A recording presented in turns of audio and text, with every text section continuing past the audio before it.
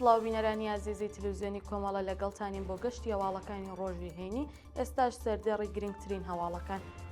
ناڕەزایەتی ئۆپراتۆرانی پۆستەکانی فشاری قەوی برق، دەست بەسەرکردنی خوێندکاران لە مەشهەد، بەردەوامی دەست بەسەرکردن و نادیاربوونی دۆخی ساغر غوڵامی لە گونبەت کاوز، جێبەجێکردنی حکمی ئەعدامی بۆ 2 زیندانی لە ئەردەبیل و قوڕەماباد، کوژرانی 2 گەنجی بەلوچ لە سنووری کەلگان و ڕاگەیاندنی ئاگربەستی 10 ڕۆژە لە لوبنان.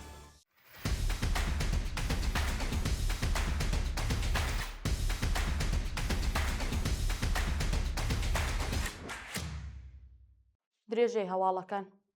ناڕەزایەتی ئۆپراتۆرانی پۆستەکانی فشاری قەوی برق. کۆمەڵێک لە ئۆپراتۆرانی پۆستەکانی فشاری قەوی برق بەهۆی جێبەجێ نەکرانی بڕیارە نوێیەکانی موچە ناڕەزایەتیان دەربڕی. ناڕەزایان ڕایانگەیاندووە کە دوای 40 ڕۆژ کارکردن لە دۆخی سەختی جەنگدا ڕەوا نییە موچەکەیان زیاد نەکرێت و هەمان موچەی ساڵی ڕابردوو وەربگرن.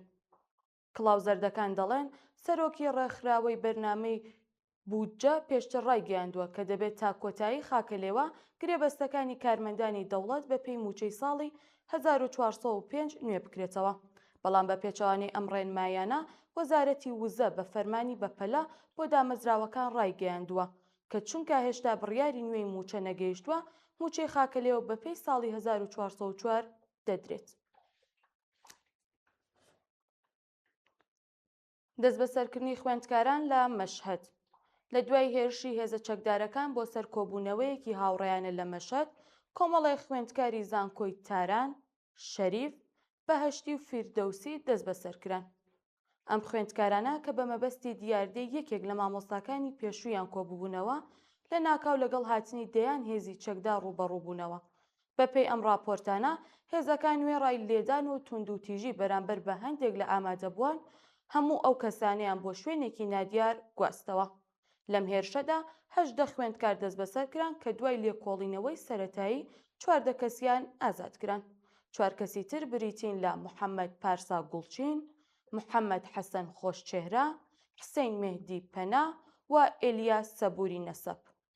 شایانی باسە کە ئەو 4 کەسە لە دادگای شۆڕشی مەشهەد بۆ کۆبوونەوە و هەوڵدان بۆ تێکدانی ئاسایشی نیشتمان و چالاکی ڕاگەیاندن دژ بە نظام تاوانبارکراون. جێگای ئاماژەیە کە لە کۆتاییدا 3 کەسیان بە وەرگرتنی بەڵێننامە ئازادکراون، بەڵام محەممەد پارسا گوڵچین هێشتا دەست بەسەرە. بەردەوامی دەست بەسەرکران و نادیاربوونی دۆخی ساغر غوڵامی لە گونبەت کاوز. دوای زیاتر لە 3 مانگ لە شەپۆلی دەست بەسەرکردنەکانی ناڕەزایەتیەکانی ڕەشەمەی 1404 ساغر غوڵامی هاوڵاتیەکی 19 ساڵەی تورکمان و خەڵکی گونبەت کاوز هێشتا لە دۆخی نادیار دایە. ئەم کچای کە لە کاتی ناڕەزایەتیەکان دەست بەسەرکرا بوو بە تێپەڕبوونی نزیکەی 3 مانگ هێشتا لە مافە بنەڕەتیەکان وەکو دیاریکردنی دۆخی دادگایی و دەستڕاگەیشتن بە پارێزەر بێبەشە. تا کاتی ئامادەکردنی ئەم راپۆرتە زانیاریور لەبارەی شوێنی ڕاگررتنی و دۆخی تەندروستی و دەرونی ناوبرا و زانیاریەک لە بەردەستدانی و ئەمەش بۆتە هۆی نیگەرانی بنەماڵە و ڕێکخراوەکانی مافی مرۆڤ. شایانی باسا ناوەندی ڕاگەیاندنی میزان دەست بەسەرکردنی ئەوی پشڕاست کردەوە و تاوانەکەی کۆبوونەوە و هەوڵدان بۆ تێکدانی ئاسایشی نیشتمانی ناوبرد. جێبەجێکردنی حکمی ئەعدام بۆ 2 زیندانی لە ئەردەبیل و قوڕەماباد. حکمی ئەعدامی 2 زیندانی بە ناوەکانی مەحموود نورانی گورگوری و فەیروز محەممەدی لە زیندانەکانی ئەردەبیل و قوڕەماباد جێبەجێکرا. مەحموود نورانی گورگوری 31 ساڵە و خەڵکی ئەردەبیل، هەروەها فەیروز محەممەدی 46 ساڵە و خەڵکی قوڕەماباد پێشتر بە تاوانی کوشتنی بە ئەنقەس دەست بەسەرکرا بوون و دواتر حکمی ئەعدامیان بەسەردا سەپێنراوە.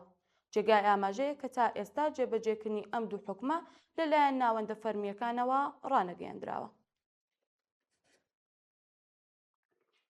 کوژرانی 2 گەنجی بەلوچ لە سنووری کەلگان.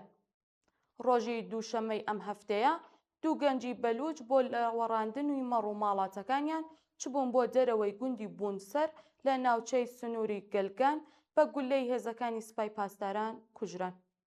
ناسنامەی ئەم 2 گەنجە بریتیە لە عەلی سەیهانی 18 ساڵە و عومران سەیهانی 17 ساڵ. بە پێی وتەی شایەت حاڵان عمران 2 گول لەبەر دڵی کەوتووە و دەست بەجێ گیانی لەدەستداوە و عەلی بە سەختی بریندار بوو لە شوێنی ڕووداوەکە بەجێ هەڵدراوە. شایانی باسە هێشتا هۆکاری چەقەکردنەکەی دیار نییە.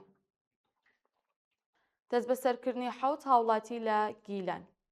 پۆلیسی گیلان ڕایگەیاندووە کە 7 هاوڵاتی لەو پارێزگایە بەهۆی ئەوەی کە بە وتەی خۆیان پەیوەندیان بە میدیای دەرەوەی وڵات هەبووە و لە ڕێگەی بڵاوکردنەوەی بابەت و وێنە لە فەزای مەجازیدا هەوڵیانداوە بیر و ڕایگشتی بگۆڕن و دەست بەسەرکراون.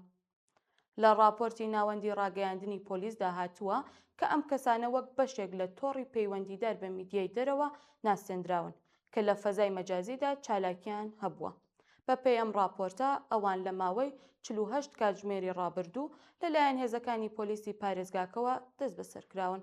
هەروەها باز لەوە کراوە کە دوای دروستکردنی دۆسیای تایبەت بە تاوانی ئەم کەسانە بە مەبەستی تاوانکردنی پرۆسەی یاسایی نێردراون بۆ دەستەی دادوەری. تا کاتی ئامادەکردنی ئەم هەواڵە هیچ زانیاریەکی ورد لەبارەی ناسنامە و یا تەمەنیان یا شوێنی ڕاگررتنی ئەم 7 کەسە بڵاو نەکراوەتەوە. ڕاگەیاندنی ئاگربەستی 10 ڕۆژە لە لوبنان. ڕۆژی پێنجشەمە دۆناڵد ترامپ سەرۆک کۆماری ئەمریکا لە ڕێگای هەژماری فەرمی خۆی لە تۆڕی کۆمەڵایەتی تروس ڕایگەیاند دراوێکی گرنگی سەبارەت بە دۆخی ئیسرائیل و لوبنان بڵاو کردەوە. ترامپ ئاماژەی بەوە کرد کە گفتوگۆیەکی ناوازە و بەهرەمداری لەگەڵ جۆزیف عون سەرۆکی لوبنان و بنیامین نەتانیاهۆ سەرۆکوەزیرانی ئیسرائیل ئەنجام درراوە. بەپێی ڕاگەیاندراوەکە سەرۆکی ئەمریکای هەردوو وڵات ڕەزامەندیان نیشانداوە کە بۆ دەستپێکردنی ئاشتی و ئاگربەستێکی فەرمی بۆ ماوەی 10 ڕۆژ ڕابگەێنن کە بڕیارە بە زوویی بچێتە بواری جێبەجێکردنەوە. ترامپ جەختی لەوە کردەوە کە ڕۆژی سێشەممەی ڕابردوو بۆ یەکەم جار لە ماوەی 34 ساڵی ڕابردوودا ئیسرائیل و لوبنان لە واشنگتۆن بە ئامادەبوونی مارکۆ ڕۆبیۆ وەزیری دەرەوەی ئەمریکا کۆبوونەتەوە.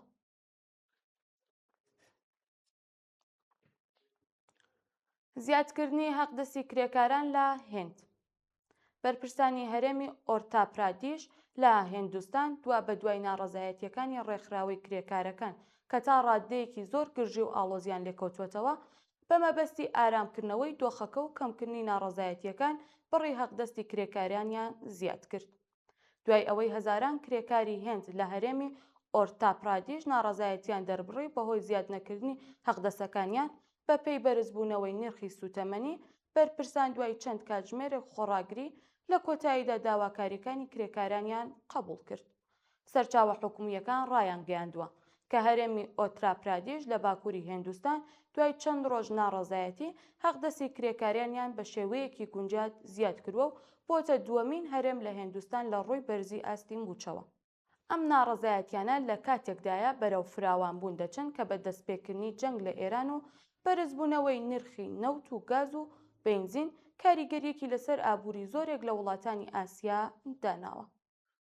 دوایین هەواڵ هێرشە ئاسمانیەکانی رووسیا بۆ چەند شارێکی ئۆکراین. لە ڕۆژەکانی چوارشەممە و پێنجشەممە بەهۆی هێرشی نوێی رووسیا بە سەدان پەهباد و موشکی بالیستیک بۆ سەر چەند شارێک لە ئۆکراین 15 کەس کوشراون. جگە لە کیف پایتەختی ئەو وڵاتە رووسیا هەروەها هێرشی کردووەتە سەر 2 شاری گرنگی تر بە ناوەکانی دنیپرۆ لە ناوەڕاستی ئۆکراین و شاری بەندەری ئۆدیسا لە کەناری دەریای ڕەش. بەپێی راپۆرتی سوپای ئۆکراین رووسیا لەو هێرشەدا نزیکەی 650 پەهباد و هەروەها دەیان موشکی کرز و بالیستیکی ئاراستەی ئۆکراین کردووە. دەستپێکردنەوەی هێرشەکانی دوولایەنەی بەرامبەر دوای ئەو ئاگربەستە کورتماوەیی کە هەفتەی ڕابردوو لە نێوان رووسیا و ئۆکراین بە بۆنەی جەژنی پاکی مەسیحیەکان ڕێکەوتنی لەسەر کرابوو. بینەرانی خۆشەویست هەواڵەکانمان پێشکەشکردن. کاتێکی خۆش.